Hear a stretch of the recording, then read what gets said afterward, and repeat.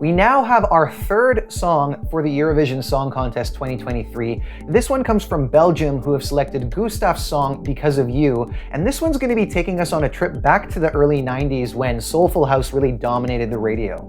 And it's all because of you. This was a surprise choice for winner for, I think, most people. It seemed that the vast majority of people who were following this selection were looking at some other entries. In particular, Shireen's was very popular, as well as Gala Drago. I think both were really the ones that people were expecting to win. And as a result of being chosen over those perceived favorites, it does feel like the initial reception has been more negative than positive. That, of course, depends on which part of the internet you associate with, and it's certainly not without any positive support. It definitely has its fans both inside Belgium and outside. But putting all that to the side, let's talk about what works in this song. Firstly, he kills the vocal performance. He clearly has great vocal capacity, and I would consider his voice to be one that has personality and a bit of flair to it as well. From a style point of view, I would also say that it lives up to the sound that they're trying to emulate. And even things like the inclusion of backing singers, I think really help to support the 90s house-inspired sound. It's also an entry that wears its queerness on its sleeve, which is always going to be a win for some people. And with that, we do get some familiar themes in the lyrics, you know,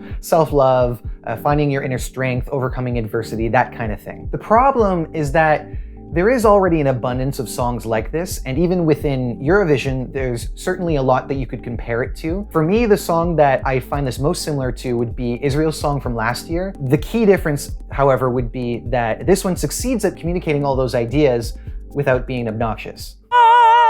Give me the mic, I'm the... Now, because these themes are so popular, I feel like the ones that are really successful are the ones that are able to express these ideas in new ways.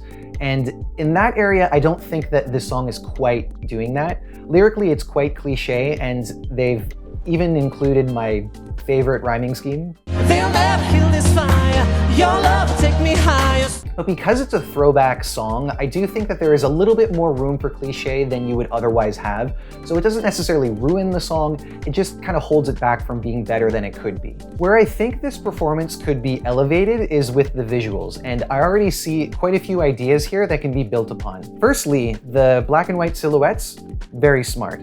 A lot of music videos from the 90s looked exactly like that, and I think that when it comes to Eurovision, they can play into that idea a lot more and really help it live up to the sound that it has. As far as camera work goes, as it stands at this point, it suffers from what I'm going to call Embers syndrome, where the pacing is all quite flat and consistent, and it feels more functional than it is motivated by the demands of the song. On a bigger stage with more technology, there'll be more opportunities to make it more purposeful and effective, and to also help compensate for the lack of choreography, which may or may not be built upon for Liverpool. And then finally, I usually try and avoid talking about wardrobe as much as I can because I don't consider myself to be an expert in the area, but I did find his outfit to be quite distracting. I think the key will be to choose something that still fits the queerness of the song, but also is consistent with the overall style and aesthetic that's going on everywhere else. With the right decisions made, I do think that impressions can change about the song.